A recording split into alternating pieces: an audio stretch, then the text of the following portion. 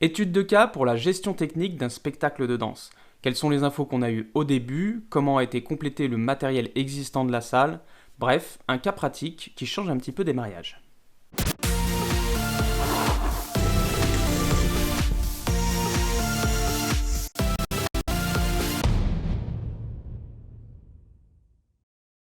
Bonjour, c'est Vicinco et bienvenue sur cette chaîne où on parle d'événementiel.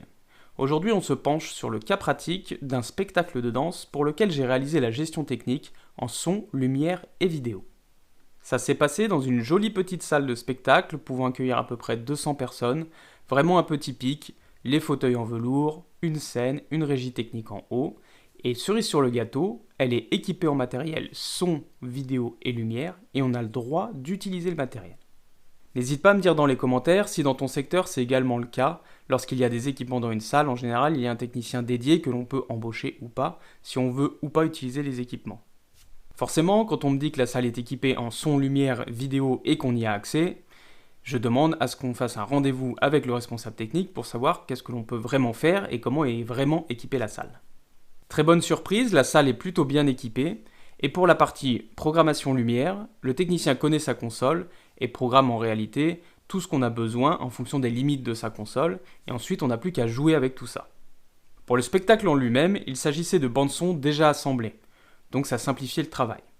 La question qui se posait, c'était est-ce qu'on y intégrait de la vidéo ou pas? La salle est équipée en vidéo avec un écran, mais comme pour beaucoup de salles, l'écran n'est pas forcément bien placé en fonction de ce que l'on souhaite faire.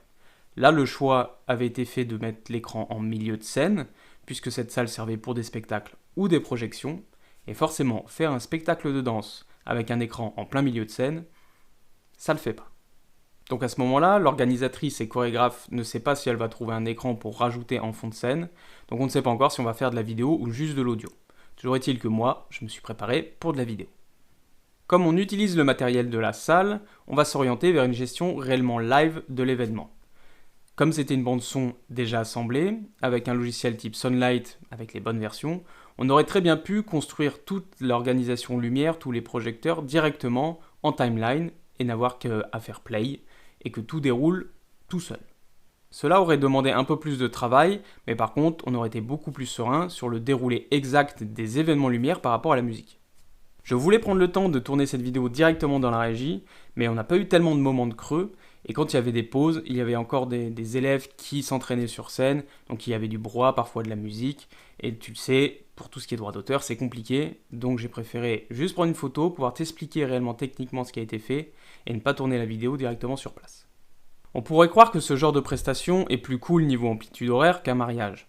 Pourtant, il était quand même assez grand.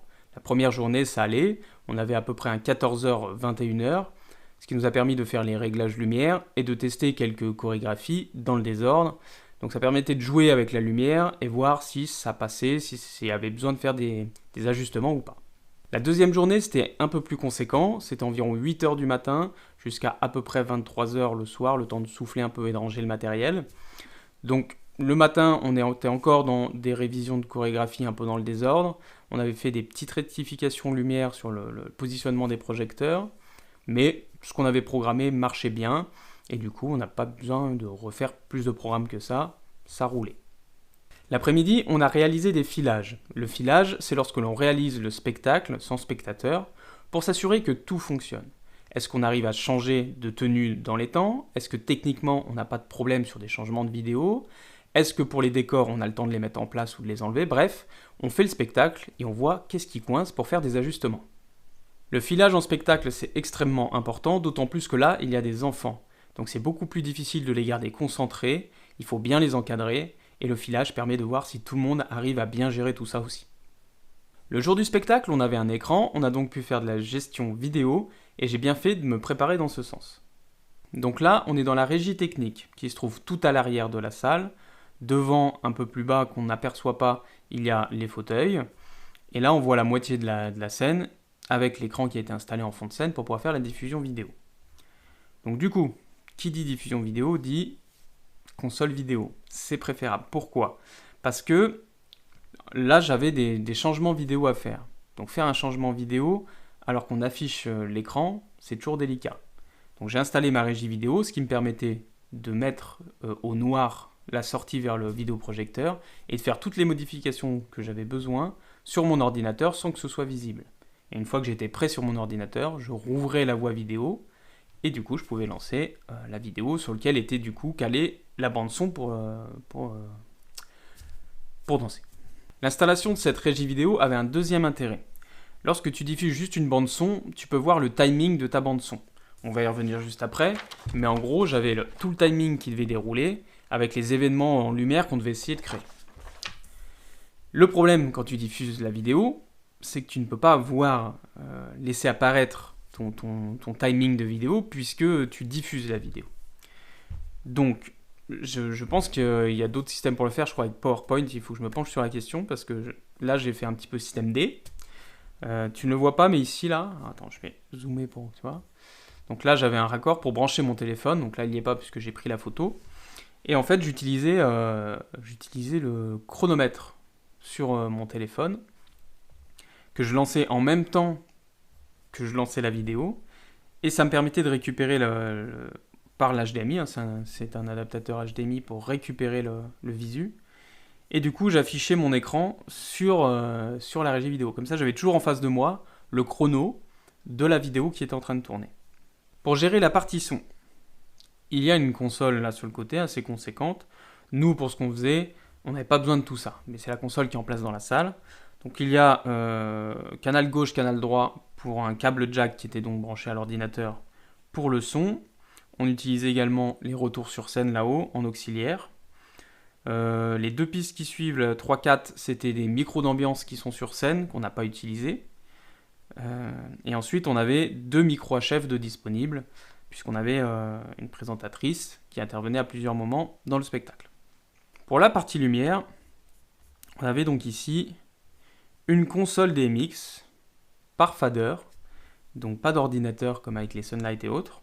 Et donc c'était une 48 voix, ça veut dire qu'il y avait 48 pistes, 24 en haut et 24 en bas. Donc ça on l'a programmé avec le technicien. Comme on est sur un spectacle, il y a 2 parties à voir un peu séparées. Il y a la partie qu'on appelle traditionnelle, donc les projecteurs qu'on appelle de façade, les douches, etc. C'est-à-dire c'est projecteur jaune à ampoule, un classique, donc il y a un gradateur pour gérer ça. Et il y a la partie projecteur LED pour faire de la couleur, qui sont aussi répartis sur la scène.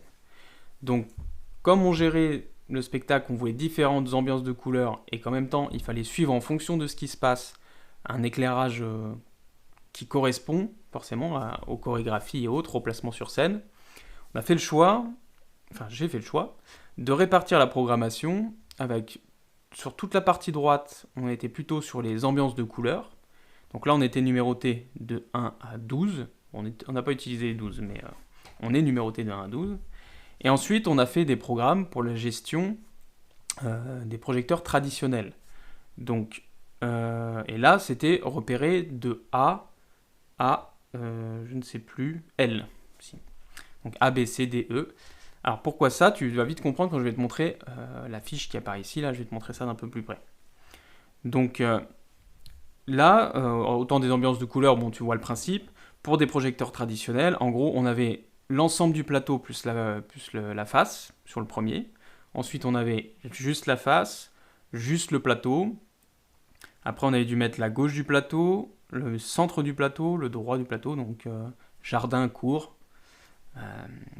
Ensuite, on avait mis la ligne du fond, enfin la ligne de devant, la ligne du milieu, la ligne du fond. Donc en gros, on a fait gauche, milieu, droit de la scène.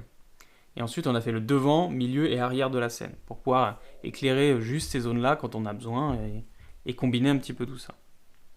Et ensuite, ici, on avait programmé, on avait une douche centrale, donc juste un projecteur en plein milieu pour quand il y avait juste des solos, des duos qui faisaient quelque chose un petit peu pour le mettre en avant. Bon voilà, on avait ça. Bref, en tout cas, tout ce qui était éclairage jaune traditionnel, lumière blanche, un peu naturel, pour éclairer les artistes, c'était plutôt la partie gauche.